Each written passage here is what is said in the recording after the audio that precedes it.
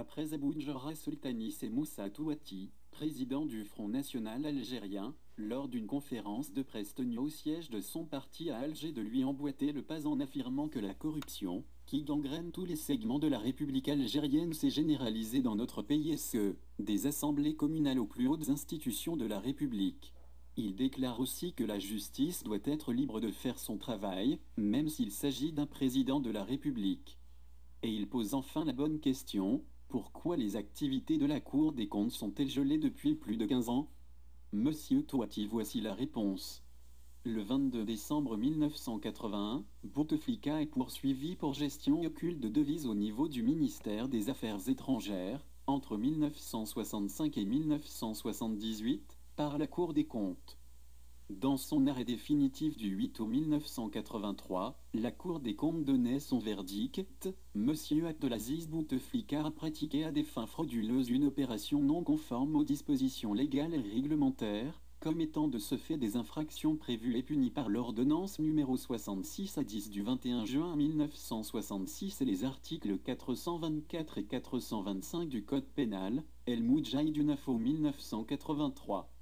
La Cour des comptes évaluait à plus de 6 milliards de centimes, l'équivalent de 100 milliards de centimes actuels, le montant dont Bouteflika restait redevable auprès du Trésor. Agissant alors en qualité de ministre des Affaires étrangères, M. Abdelaziz Bouteflika avait successivement ordonné aux chefs de mission diplomatique et consulaire, par instruction numéro 20 du 14 février 1966, numéro 33 du 1er décembre 1966, numéro 36 du 1er mai 1967, numéro 68 du 1er octobre 1969. En 1966, de conserver au niveau des postes les soldes disponibles qui devront faire l'objet d'instructions ultérieures particulières. En 1967, d'ouvrir des comptes particuliers devant abriter sa disponibilité. En 1969, enfin, de procéder au transfert des reliquats disponibles vers deux comptes bancaires ouverts auprès de la Société des banques suisses, les reliquats des exercices ultérieurs devant désormais avoir la même destination, El Moudjahid du 9 août 1983. La Cour observait que le gel de cette importante trésorerie, qui a notamment profité à un établissement bancaire étranger, n'a donc obéi à aucun texte législatif ou réglementaire, et sa gestion échappait totalement au contrôle du Trésor.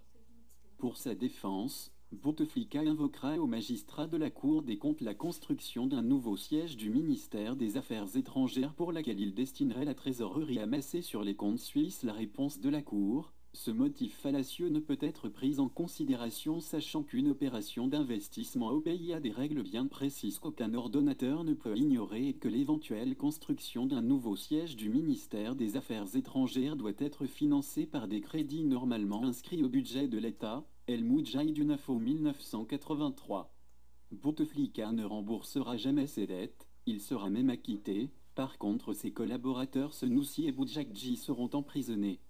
Notre président Bouteflika a la racune tenace et n'oublie jamais rien, pas même une haute instance de l'État qui a été la cause de son exil. La chose qui m'intrigue, c'est comment se fait-il que cette condamnation ne lui ait pas barré le chemin de la présidence? Je sais, je pose une stupide question: corruption plus piston, vous refont un casier vierge.